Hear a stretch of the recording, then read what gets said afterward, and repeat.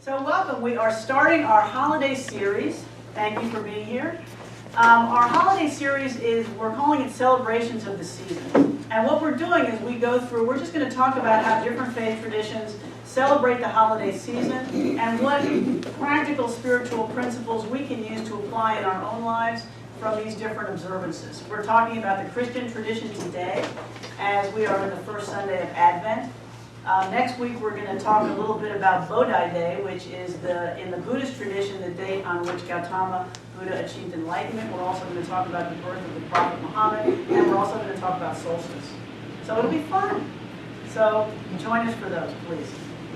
So today is the first Sunday of Advent in the Western tradition. One of the things I had to learn is the difference, again, between the Western and the Eastern tradition. The Eastern Orthodox Christian tradition does not celebrate Advent. They have the fast of the Nativity.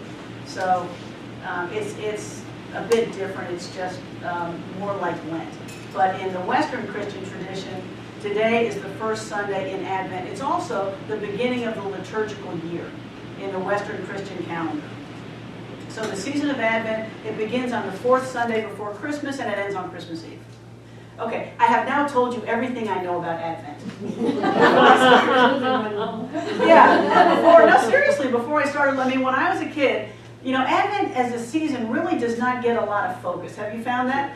When I was a kid, all I knew about Advent was my grandmother would give us these great Advent calendars. Right? Did everybody a lot of people have an Advent calendar? Okay.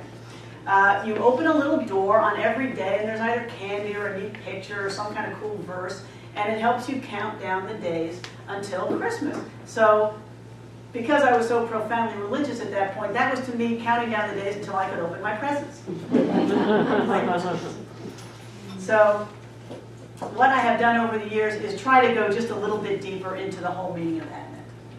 And what I have found is the word Advent comes from the Latin adventus, which means arrival or coming. And it's a season of preparation. It's a season of waiting. Christians in the West traditionally have used the Advent season as a time for preparation for the coming of the baby Jesus, the human Jesus, God among us, God incarnate, Emmanuel. We know all those songs, and that's what we learned, many of us who grew up in that tradition. For those who have taken a more metaphysical view, many who come from Unity or other New Thought churches, the time of Advent is a time for preparation for us to acknowledge the birth of our own Christ consciousness. Because in New Thought, that's how we see it. Because we know that Christ is always being born in us as expressions and manifestations of the divine here on earth. So Advent still has a meaning no matter how you look at it. Here at One World, one of the things that I love about us is that we can look at these different faith traditions and we can look at them differently. Even if we grew up in a more traditional Christian or Jewish or whatever tradition, we can take a new look at it. And we can get from that the principles that we can use to apply to us as we go on our own spiritual path. And that's what I would like to suggest today. What I want to talk about and think about is a new way of looking at Advent. A new way of looking at the whole message of Jesus' birth. Okay. Sister Joan Chittister, I've talked about her before. I really like her book. She has this little book called, Chris is back there nodding. She has this little book, it's called The Liturgical Year. And in it she talks about Advent. She's a well-known author. She's an internationally known lecturer on Christian spirituality. And in that book, The Liturgical Year, she invites us to take a new look at Advent. She writes, the church year does not start here because Christmas is coming.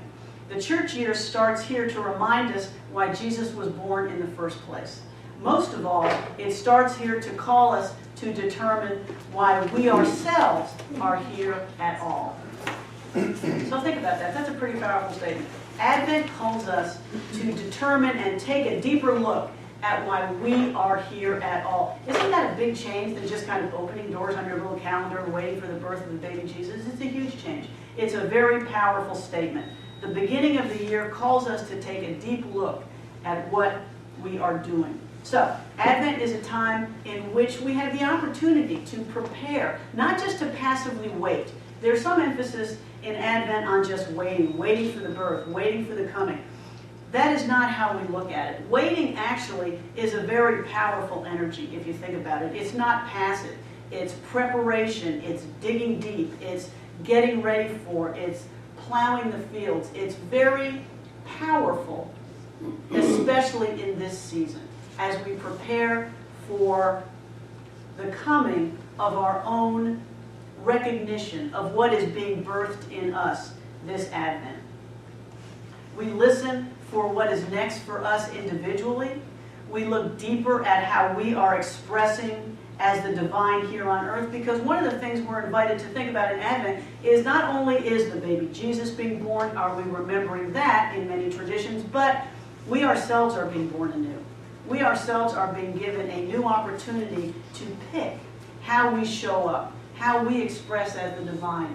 What are we going to take from what we have been through this past year to bring to the coming year in terms of how we express as the individual expressions of the divine that we are.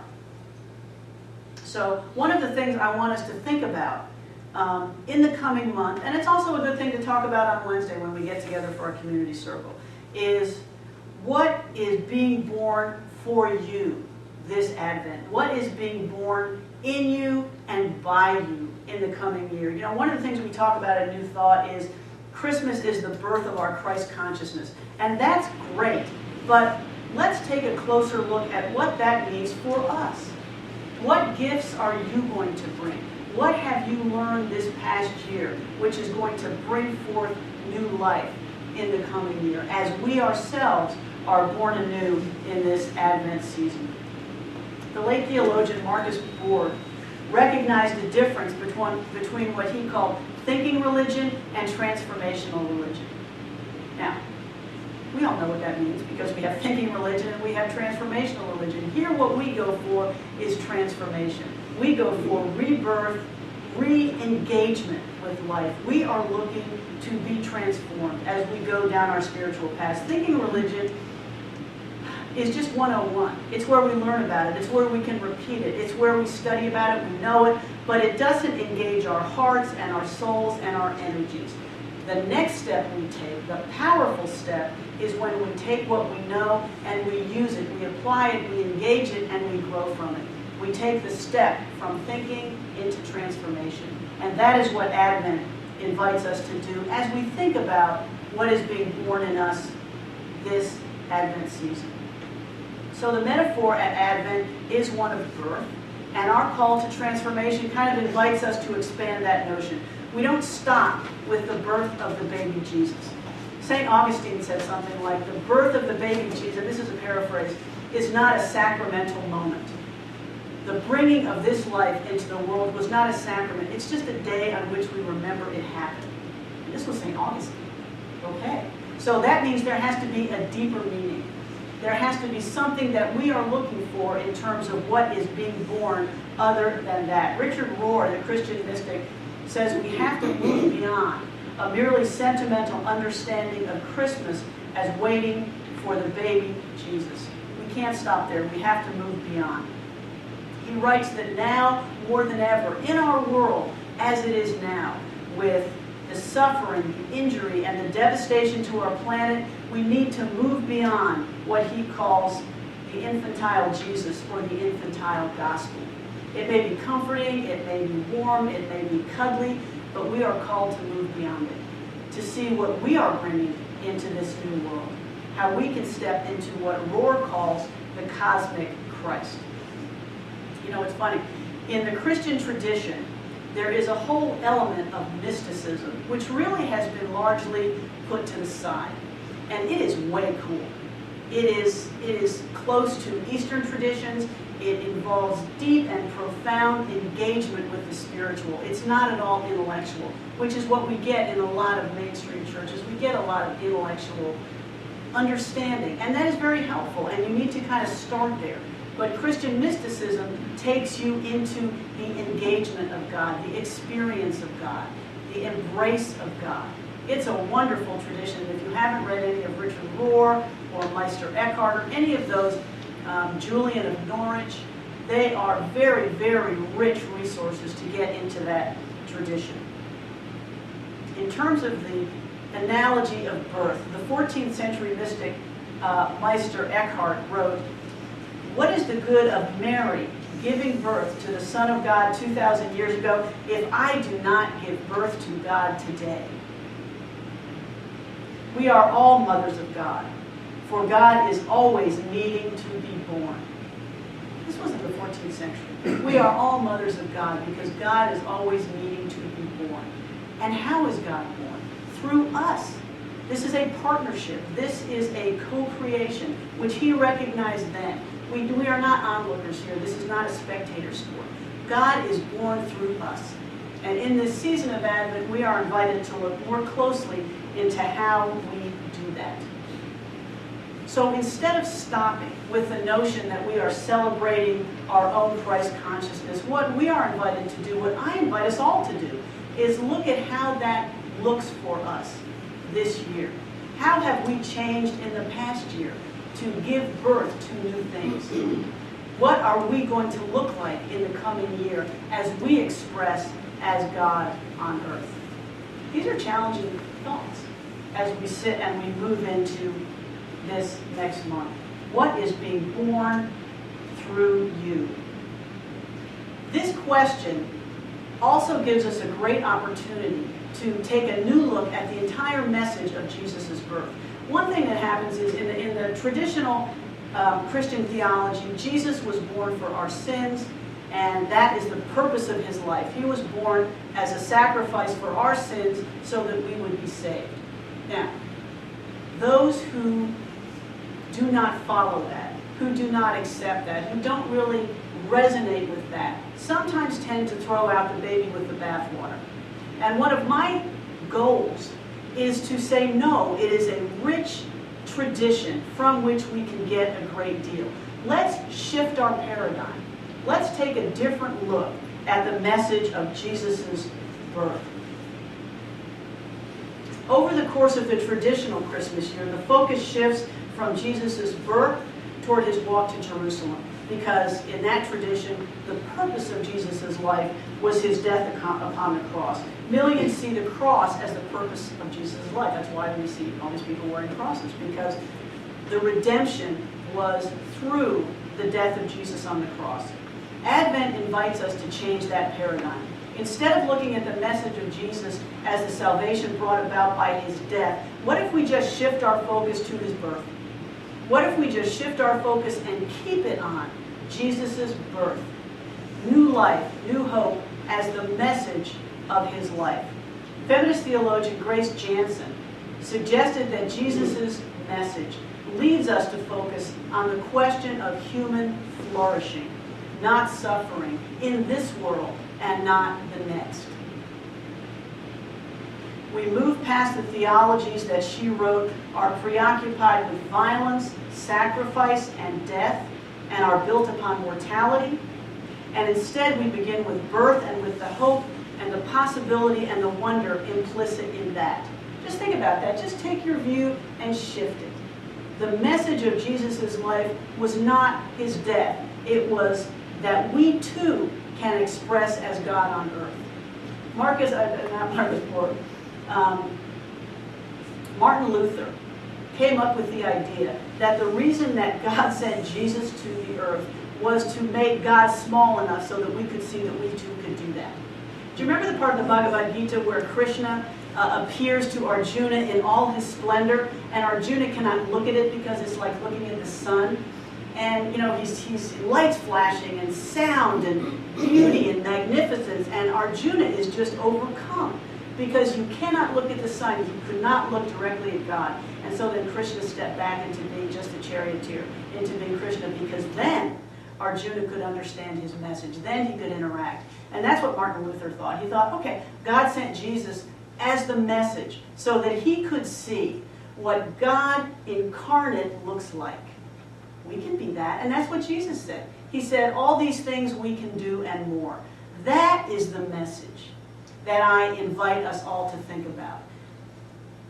His birth was a way of showing us that all the divine potential of humanity can be contained in one person and can be expressed by us. That we can do that as well. Constantly giving birth to divine energy through our interactions with each other, through our face-to-face touching of each other, through connection, through relationship. Because that's what Jesus did. He didn't just stand up and lecture. What did he do? He walked around and he taught. He healed. He comforted. He lifted up. His ministry was in the connection. And he taught us that that is where divinity lies. He didn't just give lectures to people. He reached out and he changed lives, one at a time. So we ask, what would Christianity look like? Just think about this. What would it look like if we shifted our focus from his death to his birth and we kept it there? That the message of Jesus is not his sacrificial walk to the cross, but his amazing and wonderful life, and the good he did, and the healing he spread, and the teaching of love and compassion and kindness that he began. That is a message that we can take with us, that those of us, even in New Thought, can say, yes, I can read this book, I can follow these teachings, I can get a message of value from what this man did and from what he said. We look past the traditional interpretation. We see the richness that is available to us if we focus on that, the miracle of this great teacher showing us what God looks like in human form and telling us that that is an option open to us. Not only is it an option, it is our birthright and it is who we are even now. When we do not act like that, it is because we are putting up barriers, we are masking it. That is who we are. We do not walk into it by choice. We may walk away from it by choice, but that is who we are. And it is our birthright and our obligation to express as that. God is in each of us touching and being touched. We are all healers, we can all lift each other up, and we are all teachers.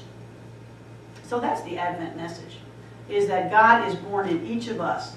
And the question we have to ask ourselves during Advent is, how is that going to look? Now, what Richard Rohr said is that at this time, and he said this pretty recently, at this time, what we need to do is figure out how we best express individually to each other, because our planet is so in need of it. As I was getting ready for this talk, I came across a story, and actually I remembered a story, from Ram Dass's book, How Can I Help? It's just a wonderful book if you've never read it, but it's just a series of vignettes about how people go out in the world and help improve the lives of each other, how we can be the divine to each other. He tells the story of a young intern who's just beginning. He's part of like a traveling team, and he's going around treating very sick patients around the world. And he remembers one guy, he was just, nobody could figure out why he was still here. He was so sick, he had such a complex medical situation. And he was cute, he was mischievous, and his spirits remained high even though he was so sick. And so the intern goes in to see this guy, and every time they would go in, he would look up and he'd go, "Hey boys!" And he was the most cheerful one in the room. They were all like, "Don't you know you're sick?" But he was like, "Hey boys, what are you doing here?" So the intern had never been alone with this guy before, but at one point he went in, there was an emergency, and he just went in to see how he was. The guy looked pretty bad. But anyway, he woke up, he looked at the doctor, and he said, "Who you?" He said, "Who you?" And the doctor started to say, "Well, I'm Dr. blah, blah, blah, Dr. Smith." And then he stopped, because that was not the question. The question was, who are you? And who are you going to be in this room? And he couldn't get his name out, because he thought, I am a doctor, but that's only part of it. That's not who this man needs me to be. He needs me to be a listener. He needs me to engage all of my humanity in this interaction right now. He couldn't get his name out when the guy said, "Who are you?" He just stood there, and he thought he abandoned all his faces, he abandoned all his titles, all his professional qualifications, and he just stood there. And after a few minutes, the patient looked at him and smiled and said, "It's nice to meet you." Because he knew what the guy had done. He knew that he had just let it all go, and that it was just face to face and soul to soul, heart to heart. And then he said, "It's nice to meet you," after the guy had just laid it all down. So maybe that is one thing we are called to think about in this Advent season. How do we show up in this world of such great need? Do we put aside our professional identities? Do we put aside the fact that we're doctors, ministers, Republicans, Democrats, professionals, not professionals, and just engage each other as one divine face speaking to another, just as one soul speaking to another in a world that is so in need of it? So what I would invite you to do as we move into this Advent season, this time of preparation and reflection and joy and waiting, is think, how are we going to show up as the voice and the face and the hands of the divine in this coming year? So let's take these thoughts into